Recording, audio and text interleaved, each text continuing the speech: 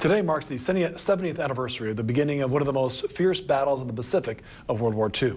It was one of the first times the Americans took the war back to Japanese forces and the first time Allied forces met really stiff resistance. Newswatch 12's Ron Brown has a personal interest in this battle as well because his father was in the middle of the naval bombardment that helped turn the tide of the battle. This is his story. The tone for the battle in the Pacific was set this week 70 years ago when some 35,000 U.S. sailors and Marines attacked the Tarawa atoll in the South Pacific. It was the first time in almost a year of fighting the Japanese put up the stiff defense that they became famous for the rest of the war. This was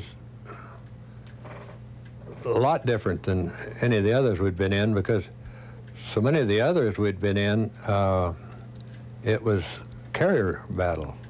The planes did the fighting, but with this, we were right up there, especially on our ship, because we were within 2,000 feet of the landing beach. His ship was the U.S. cruiser Indianapolis, and the fighting was mostly centered on a half-acre island with an airstrip called Batio.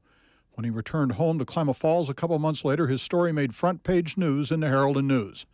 It's just one continual blast.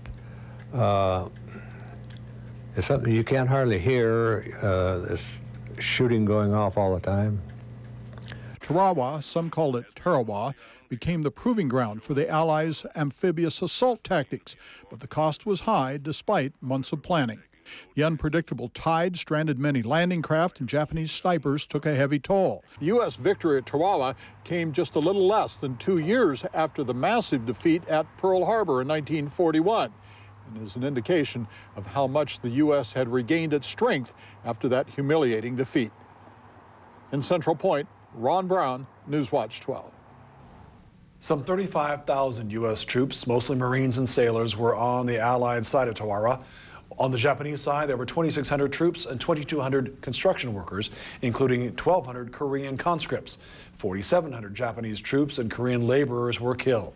1,700 U.S. Marines died and 2,100 were wounded.